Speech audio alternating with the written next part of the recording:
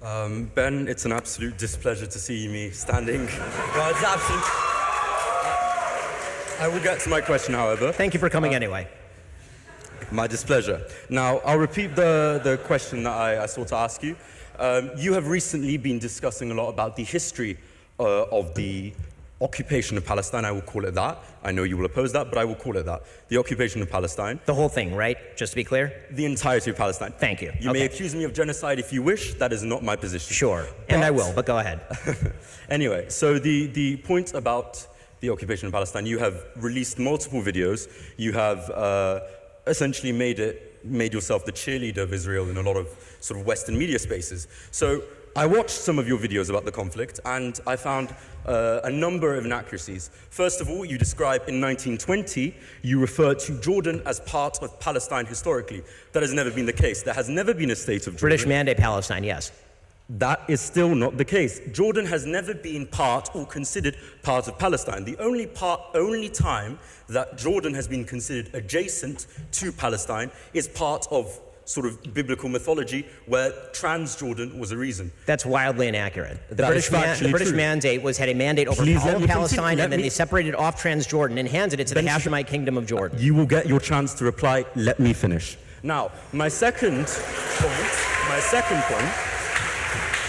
point that you have phrased constantly and consistently, and it's quite a popular Zionist talking point, is the fact that the Arabs have rejected peace every time it was offered to them. Now, I would like, of course, there's been multiple times where peace has been offered, so let's discuss some of them. The Peel Commission. The Peel Commission entailed expelling multiple Arab families and multiple Arab communities, largely agrarian, from the land in order to create a Jewish state under a colonial authority. Now, I understand, of course, you are a Zionist, so you believe that's desirable. But for the Palestinian farmers, I can imagine they would not have enjoyed that. Number two, you mentioned that that after 1948, the Arabs had the chance to negotiate and make peace with Israel. Apart from the fact that in 1956, Israel invaded the Sinai in Egypt, unprovoked, purely due to the fact that President Nasir nationalized the Suez Canal. Then you claim that the 1967 war was a war of extermination. But if you will read any trusted and respected historian over the 1967 war, and perhaps you may even decide to read some of the books of Moshe Dayan about the actual conflict, where he describes that Israel actually provoked the conflict and there was no chance of the extermination of Israel. Then you claim that the 1973 war was a war of the destruction of Israel once again, which it was not. It was actually the reclaiming of the Sinai and the Golan Heights, which Israel has illegally occupied. So, you have lied multiple times. I can continue if you would wish, but I would like to ask you the question. When you lie, do you feel shame? Okay, so.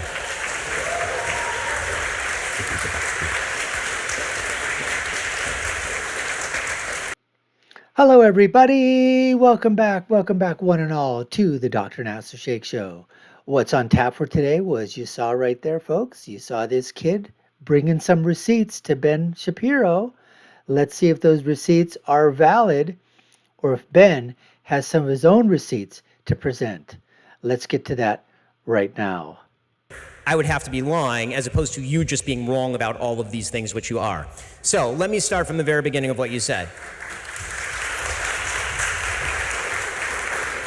Let's try to go through the calendar. British Mandate Palestine was ruled by the British. They carved out Transjordan in 1920, and Transjordan was made into Transjordan with the Hashemite Kingdom, which, by the way, is not domestic to the actual area of Jordan. So if you're talking about a colonial outpost, Jordan would be it, since the Hashemite Kingdom has nothing to do with the actual Palestinian Arabs who are living in Transjordan. Talking about the Peel Commission. If the idea is that there would have to be a separation of populations in order to effectuate a two-state solution, which you deny, then I was right. Of course, there was a deal on the table. The Jews accepted it. The Arabs rejected it. So you did not actually undermine my case. There should be no deal in the first place. In his diary states. Hold on. I listened to your whole bullshit history for like 5 minutes here. So at least let me respond to it.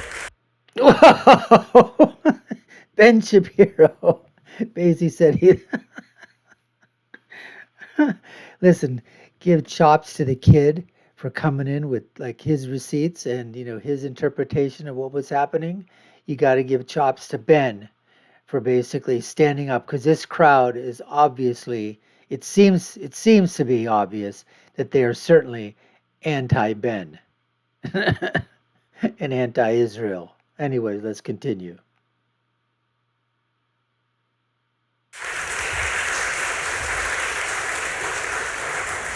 Your entire claim is that the Arabs did not reject peace, and then in your own disquisition, you admitted that the Arabs rejected the Peel Commission plan, which was a separation between the Jews and the Arabs, which gave an extraordinary amount of land to the Arabs. The Arabs then rejected the peace partition plan proposed by the United Nations in 1947. They then proceeded to reject the Oslo Accords in 93. After that, they rejected the Wye River Accords in 98. They rejected Ehud Barak's very generous offer in 2000. They rejected Olmert's very generous offer in 2008. Every single peace deal that has been proposed by Israel or anyone else has been rejected by the Arabs for a very simple reason, which was the very first question I asked you. You do not accept that there should be a Jewish state anywhere in this region. So as long as that's the case, there's literally nothing to argue about. You cannot simultaneously maintain the position there should not be a Jewish state anywhere in the region and then tell me that I'm wrong when I say that the Arabs will not accept a two-state solution. You yourself say that there should not be a two-state solution.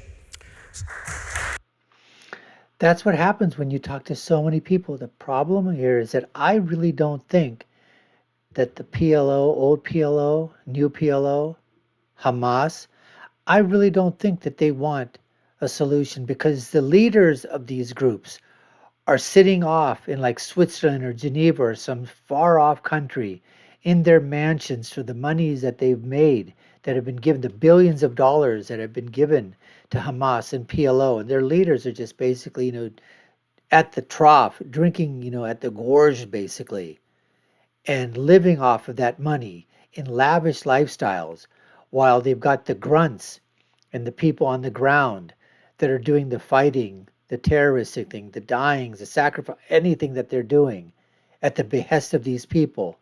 And that's what's going on. So I don't think they every time peace has been offered, every time land has been offered, every time any type of a solution has come up, whether it's come to the United Nations or from the United States or from the West or from intermediary countries that are trying to engage in some type of dialogue with Hamas or with the Palestinian Liberation Organization at that time, or whoever is going to be representing the Palestinian people.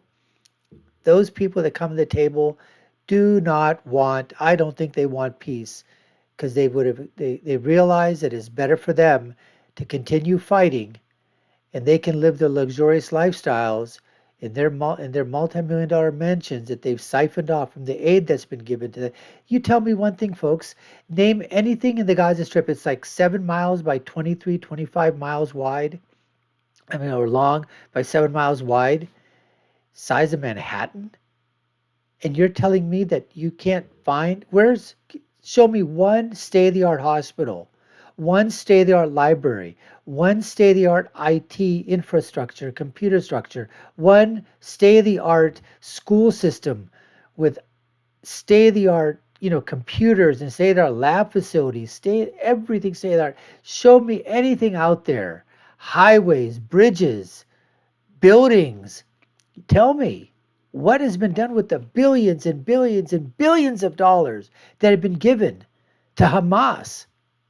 It certainly hasn't gone to the Palestinian people. It certainly has gone to the people in Gaza, the West Bank. Absolutely not. Anyways, let's continue.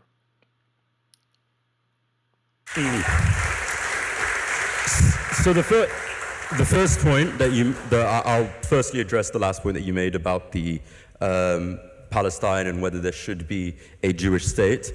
The point you are making there is you're suggesting that the Arabs will not accept a Jewish state. Well, the reason that the Arabs would not accept the Jewish state is multifaceted. It's complex.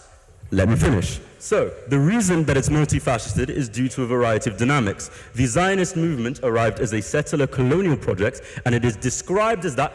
You can read the books of Jablonski. You can read Zionist literature from the early 20th century. It states that it was a colonial project. Now let's address the lies that you mentioned. Let's address the refutation that you made. In 1937, the Peel Commission, if you read the diaries of David Ben-Gurion, he explicitly states that the partition... Sorry. sorry, thank you, that the partition was a temporary move to ensure the conquest of the full land. In 1948, there had already been an intercommunal civil war in Palestine, which had seen Jewish defense forces versus the Arab forces. There was already a conflict that preceded 1948. To claim that the Arabs simply rejected the UN partition plan is once again ahistorical. You then make... They literally rejected it. How could it be ahistorical if they literally rejected it? If there was a war beforehand... And once again, you just reject fundamentally the existence of the State of Israel, period. So how can... When I attempted to interrupt you, I was told to silence. So I would ask you again, please shut up. My point now, I would like to continue. All right, give some chops to the kid, Ben before told him that he was, fed up with his BS lies or whatever. Kid comes right back because, yeah, Ben is interrupting, but he's getting kind of frustrated here as well. But listen, he's got to be able to take it. And I'm telling you what, this young man is bringing some receipts. He's talking about stuff. And so the question is going to be is to obviously fact check him or whatever. But there are things with Moshe Dayan and David Ben-Gurion and some of these people at that time, what they call the Zionists, wanting to basically colonialize, that area to become proper Israel at that time. So there's no doubt that the settling at that time and the basically opening up let's just say the gates to allow Jewish people from around the world to enter, was certainly there. This did cause displacement of the Palestinians to be pushed out, and that is really the crux of the matter. Before all this, Arabs, Palestinians, Christians, they were all living in harmony together. But once this situation started to occur where immigration and this colonialization process was trying to begin, it certainly upset, the balance within the territory and just basically allowed more Jewish people to come in. And of course, that basically forced out. And were there atrocities and criminal acts and things that were done by those Jewish settlers that came in at that time to drive the Palestinians out? Of course there were. Was there retaliation by the Arabs on that? Of course there were. Anyways, let's continue. And you then mention what was the peace plan you mentioned after? Okay, which one should we do? Should we do the? We finished 1948. What after? Okay, so there was the 2000 peace plan from Ehud Barak. There was the 2008 peace plan from Ehud Olmert. There was the pullout of Israel from Gaza Strip in 2005, handing it over to Hamas. Let's get the next person up now. All right. Thank you very much. Oh, I guess she ended it there, folks. She ended it, the moderator. That was quite interesting.